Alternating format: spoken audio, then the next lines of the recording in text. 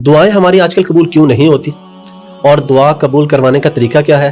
وسیلے سے دعا مانگنا جائز ہے یا ناجائز ہے؟ اعمال کا وسیلہ دے کے، بزرگوں کا وسیلہ دے کے، یا کسی کے پاس جا کے، کسی کی قبر پہ جا کے اللہ سے ہی مانگنا، یا روضہ رسول پہ جا کے اللہ سے مانگنا صلی اللہ علیہ وسلم؟ اس پہ تھوڑی روشنی تو ارے بھائی بات سے بات نکلتی رہتی ہے. ابھی اس میں دعا کا ذکر ہوا. اچھا میں تھوڑا سا آپ کو ضمن یہ بھی بتا دوں کہ میری پوڈ کاسٹ کو نا اکثر لوگ ہومیوپیتھک کہتے ہیں نا فائدہ نہ نقصان ہے. آپ ٹوکتے ہی نہیں گیسٹ کو، بار بار پتہ لگے کہ آپ کو بات کریں، بار بار ٹوکے. تو میں کوشش کرتا ہوں سوال پورا ڈیٹیل میں ایک ہی دفعہ کر لوں تاکہ فائدہ ہو جائے. تو یہ بھی ڈیٹیل سوال ہے. دعائیں ہماری آج کل قبول کیوں نہیں ہوتی اور دعا قبول کروانے کا طریقہ کیا ہے؟ وسیلے سے دعا مانگنا جائز ہے یا ناجائز ہے؟ اعمال کا وسیلہ دے کے، بزرگوں کا وسیلہ دے کے، یا کسی کے پاس جا کے، کسی کی قبر پہ جا کے اللہ سے ہی مانگنا، یا روضہ رسول پہ جا کے اللہ سے مانگنا صلی اللہ علیہ وسلم؟ اس پہ تھوڑی روشنی. یہ تو 5-6 سوالات آپ نے کٹے. میں یہی چاہ رہا ہوں ترتیب سے لے کے چلتا ہوں. دیکھیں دعا کبھی مسلمان کی رد نہیں جاتی. مسند احمد میں حدیث ہے کہ مسلمان کی دعا کبھی بھی رد نہیں جاتی. ذہن میں رکھیے گا. ٹھیک ہے. نبی الاسلام فرمایا کہ وہ 3 طرح سے قبول ہوتی ہے. یا جو کچھ مانگا وہ مل جائے گا، یا اس کے بدلے کوئی بہتر نعم البدل مل جائے گا، کوئی مصیبت بھی ٹال سکتی ہے. اور اگر یہ نہ ہوا تو وہ تمہاری دعا قیامت کے دن کے لیے سٹور کر دی جائے گی، تمہیں اجر ملے گا. لہٰذا یہ تو اپنے دماغ سے نکال دیں کہ دعا ریجیکٹ ہوتی ہے. دعا کبھی بھی ریجیکٹ نہیں ہوتی. دوسری بات، دعا کرنا آپشنل نہیں ہے، یہ مسلمان پہ فرض ہے. جو مسلمان دعا نہیں کرتا وہ اللہ کا نافرمان ہے، اللہ تعالیٰ کا باغی ہے، اللہ تعالیٰ اس سے ناراض ہوتا ہے.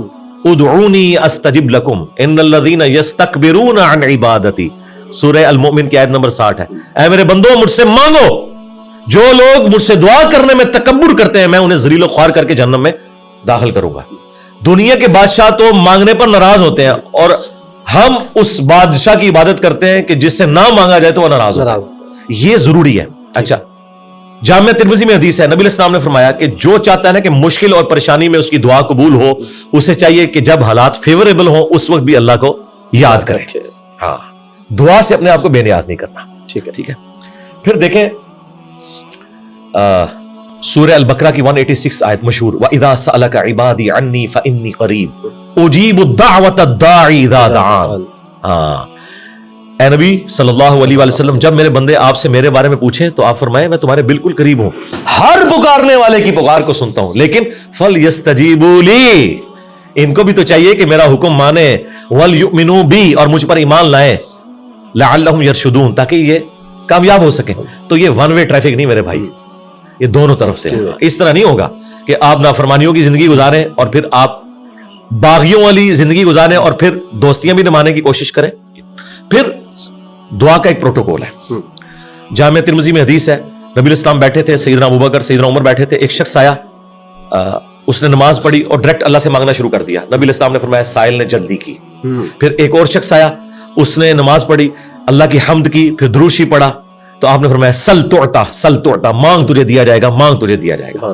اور دوسرے بندے کو آپ نے بلا کے کہا کہ جب دعا کرو پہلے اللہ کی حمد کرو، پھر دروشی پڑھو، پھر اللہ سے مانگو. اور نماز میں دیکھیں پہلے ہم اللہ کی حمد کرتے ہیں، التحیات للہ والصلوات والطیبات، پھر سلام عرض کرتے ہیں، اس کے بعد دروشی پڑھتے ہیں، اور اینڈ پہ دعا. یہ پروٹوکول ہے دعا کا، یہ طریقہ ہے دعا کرنے کا.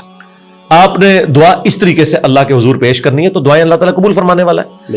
اور بعض اوقات انسان یہ چاہتا ہے کہ جو میں مانگ رہا ہوں نا یہی مجھے مل جائے. یہ سب سے بڑی انسان کی کمزوری ہے. میں اپنی زندگی میں کئی ایسی دعائیں جانتا ہوں جو میں آج کہتا ہوں کہ شکر ہے وہ قبول نہیں ہوئی. اور اس وقت اگر آپ مجھے پوچھتے تو میں کہتا کہ میری زندگی کی سب سے بڑی خواہش یہ ہے. میں نے خلاف کعبہ 2002 میں پکڑ کے دعا کی تھی کہ اللہ مجھے بریلوی مارنا، بجائے یہ کہنے کہ مسلمان مارنا. میں ایک فرقے کے لیے دعا کر رہا تھا. شکر ہے اللہ قبول نہیں کی تھی، تیری مہربانی.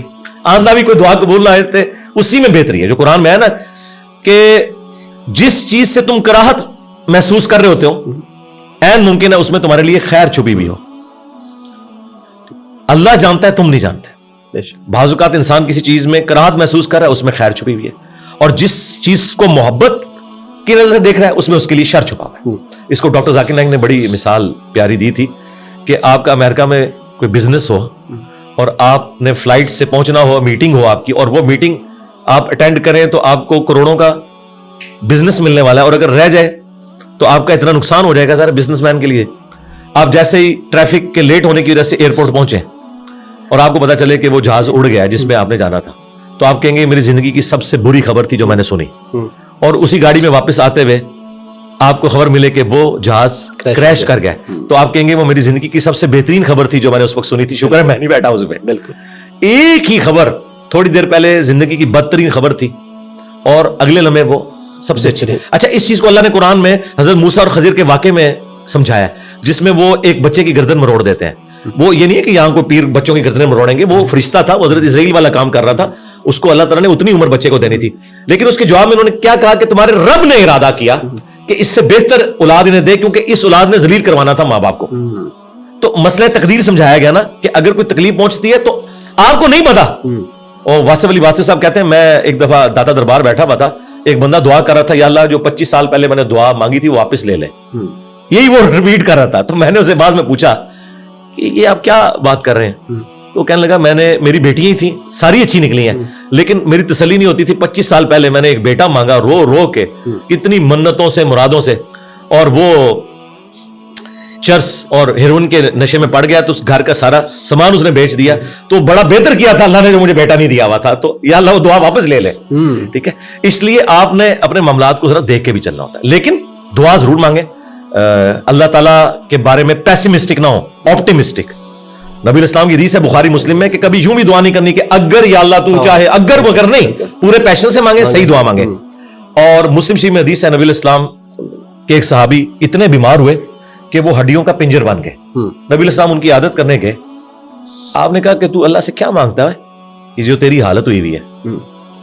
تو نے کہا یا رسول اللہ میں اللہ سے ایک ہی دعا مانگتا ہوں کہ اے اللہ جو تو نے مجھے آخرت میں عذاب دینا ہے نا, دنیا میں ہی دے لے. نبی الاسلام نے کہا سبحان اللہ, اللہ پاک ہے, یہ تو نے کیا عقیدہ بنایا ہوا ہے. یعنی حضور جب حیران ہوتے تھے نا تو یعنی غلطیوں سے پاک تو اللہ ہی ہے, یہ کہتے تھے. وہ تیرے اندر سکت ہے کہ تو دنیا میں بھی اللہ کا عذاب برداشت کر سکے, اور تجھے تو چاہیے تھا تو کہتا اللہم ربنا آتنا فی الدنیا حسنہ وفی الآخرۃ حسنۃ وقنا عذاب النار. اے اللہ مجھے دنیا میں بھی بھلائیاں عطا فرما, آخرت میں بھی بھلائیاں عطا فرما, اور آخرت کی سب سے بڑی بھلائی مجھے دے, وقنا عذاب النار, جہنم کی آگ سے بچا لے. تو نبی الاسلام نے کہا یہ پڑھ. اس نے پڑھنا شروع کیا. صحابہ کرام کہتے ہیں کچھ دنوں بعد وہ ایسے ہو گیا جیسے مردہ زندہ ہو جاتا ہے, بالکل ٹھیک ہو گیا. ٹھیک ہے, تو اندازہ کریں کہ بعض اوقات ہماری اپنی مس ہینڈلنگ ہوتی ہے. پھر نبی الاسلام نے کچھ ہمیں راستہ بھی بتایا ہے. بخاری مسلم میں حدیث ہے جس کی خواہش ہو کہ اس کی عمر دراز ہو جائے اور اس کے رزق میں برکت ہو. یہی دو دعائیں ہیں جس کے پیچھے لوگ درباروں پہ بھی جاتے ہیں, ادھر ادھر ذلیل ہوتے ہیں. بالکل کہ جی صحت والی زندگی ہو, لمبی ہو, ظاہر انسان کے اندر اللہ نے خواہش رکھی ہے, اور فراخی ہو. نبی الاسلام نے یہ دونوں چیزیں گنوائی. بخاری مسلم کے الفاظ ہیں جو یہ چاہتا ہے نا وہ اپنے رشتہ داروں کے ساتھ اس نے سلوک کرے, شریکہ نال. پنجابی کہتے ہیں شریکہ نال, کیونکہ انسان دوسروں میں لگا لیتا ہے, شریکہ نہیں دینا. یعنی آپ کے وہ کامن انٹرسٹ ہوتے ہیں نا, وہ شریک ہوتے ہیں نا وہ. اس لیے آپ دیکھیں گے یہ سارے تعویذ دھاگے بھی شریک کرواتے ہیں. کبھی کسی محلے دار نے کسی پہ تعویذ نہیں کرایا, وہ آپ کے شریک ہی کروا رہے ہوتے ہیں. جہاں جیلسی فیکٹر تھا وہیں خرچ کرنے کے اوپر اللہ تعالیٰ نے اجر رکھا ہوا ہے, اور یہ آپ کے اوپر کتنی بڑی آزمائش ہے. جہاں آپ خرچ نہیں کرنا چاہتے وہاں آپ نے خرچ کرنا ہے. اب جو آپ نے وسیلہ اور توسل کی بات کی, وہ صحیح بخاری میں حدیث ہے 1010 نمبر حدیث 1010 کہ حضرت عمر فاروق رضی اللہ تعالیٰ کے دور میں جب قحط پڑ جاتا تو وہ دعا کرتے اللہم, اللہ تعالیٰ کو مخاطب کر کے, ٹھیک ہے, کہ اے اللہ انا کنا نتوسل الیک بنبینا, پہلے ہم تیرے نبی سے دعائیں کروایا کرتے تھے, اب ان کی وفات کے بعد ان کے چچا کو لے کے آئے, ان کی دعا کی برکت سے بارش نازل فرما. اور وہ بارش نازل ہو جاتی. یہ حضرت عمر نے امت کو عقیدہ دیا ہے کہ توسل اور وسیلہ یہ نہیں ہے کہ کسی کے واسطے آپ نے ڈالنے ہیں اللہ کو, بلکہ یہ ہے کہ اس نیک بندے سے جا کے دعا کروا. بخاری مسلم میں آیا کہ بارش نہیں ہوتی تھی, صحابہ کرام نبی الاسلام سے دعا کرواتے تھے, دعا کی برکت سے بارش ہو جاتی تھی. اب قبر رسول پہ جا کے آپ نے نبی الاسلام سے کوئی نہیں مانگنا. ہاں وہ دعاؤں کی قبولیت کی جگہ ہے, وہاں کھڑے ہوں صلاۃ والسلام عرض کریں. 4 کتابوں میں موجود ہے, المصنف ابن ابی شیبہ میں, سنن کبری البیہقی میں, الموطا امام مالک میں, فضل الصلاۃ علی النبی کے اندر, کہ صحابہ کرام اور خصوصاً ابن عمر کے بارے میں کہ مسجد نبوی میں وہ آتے, پہلے سفر پہ جاتے یا واپس آتے, پہلے مسجد نبوی میں 2 نفل پڑھتے اور قبر رسول پر آگے عرض کرتے السلام علیک یا رسول اللہ, السلام علیک یا ابا بکر, السلام علیک یا عمر. ایک روایت میں السلام علیک یا ابا, میرے باپ آپ پر سلام ہو. تو یہ صحابہ کرام کا طریقہ تھا قبر رسول پہ حاضر ہونا, وہاں کھڑے ہو کر اللہ سے دعا مانگنی ہے. آپ نے کسی یعنی بزرگ سے یا پیغمبر سے ڈائریکٹ نہیں مانگنی اور نہ واسطے ڈالنے ہیں. دیکھیں قرآن میں 40 کے قریب دعائیں آئی ہیں, سب ربنا کے ساتھ ہیں, کوئی وسیلے واسطے نہیں ہے اس میں. مجھے نہیں سمجھ آتی آپ وسیلے واسطے سے بھی آگے جا کے ڈائریکٹ بزرگوں کو پکارتے ہیں, یا علی مدد کہتے ہیں, یا شیخ عبد القادر جیلانی مدد کہتے ہیں. ان سے پوچھو کہ اللہ کے بندو کیا مولا علی علیہ السلام نے کسی کا واسطہ ڈال کے کبھی دعا کی ہے یا اسے پکارا ہے؟ شیعہ کی جو سب سے اتھینٹک کتاب ہے نا مولا علی کے خطبات نہج البلاغہ, اس میں ایک خطبہ موجود ہے, اپنے بیٹے کو انہوں نے کچھ نصیحتیں کی ہیں. اس میں انہوں نے کہا کہ حسن یاد رکھنا تم اس کی اولاد ہو جس نے عنقریب مر کے مٹی ہو جانا ہے. بقا صرف اللہ کی ذات کو ہے. بے شک. حسن جب بھی تجھے مصیبت اور پریشانی ہو صرف اسی کو پکارنا. اور اے میرے بیٹے حسن یاد رکھنا اللہ کی بارگاہ وہ ہے جس میں اس نے اپنے لیے کوئی دربان بھی مقرر نہیں کیا. تم ڈائریکٹ اللہ سے مانگو. اب مجھے بتائیں اگر یا علی مدد کا عقیدہ ہوتا تو سب سے پہلے وہ اپنے بیٹے کو سکھاتے حسن ابن علی کو. بالکل. اگر حسن ابن علی کو یا علی مدد کا عقیدہ نہیں سکھایا گیا تو باقی تو شاہی کوئی نہیں. پھر یہ سارے انہوں نے گھڑے ہوئے عقیدے. ہاں آپ یہ کہہ سکتے ہیں اے اللہ جو تجھے اپنے نبیوں سے ان کے اہل البیت سے ان کے صحابہ سے محبت ہے میں اس محبت کا وسیلہ تجھے پیش کرتا ہوں کہ میرا یہ کام کر دے. یہ اللہ کی صفت کا وسیلہ ہوگا. ٹھیک ہے. وَلِلَّهِ الْأَسْمَاءُ الْحُسْنَى فَادْعُوهُ بِهَا. اللہ کا اپنے پیغمبروں سے محبت کرنا یہ اللہ کی صفت ہے. اس کا وسیلہ پیش کر سکتے ہیں. ٹھیک ہے. اس طرح نیک اعمال کا وسیلہ وَاسْتَعِينُوا بِالصَّبْرِ وَالصَّلَاةِ نماز اور صبر کے ذریعے اللہ کی مدد چاہو. بالکل آپ وسیلہ پیش کریں. وہ 3 لوگ وہ غار میں پھنس گئے تھے بخاری مسلم میں آتا ہے انہوں نے اپنے عمل کا وسیلہ پیش کیا. یہ آپ کریں بالکل کریں. اس میں تو کوئی شک والی بات نہیں. لیکن یہ جو واسطے ڈالنا فلانے دا صدقہ یہ کوئی ثابت نہیں میرے بھائی. اس طرح کی کوئی روایت اصول محدثین کے اوپر صحیح نہیں ہے.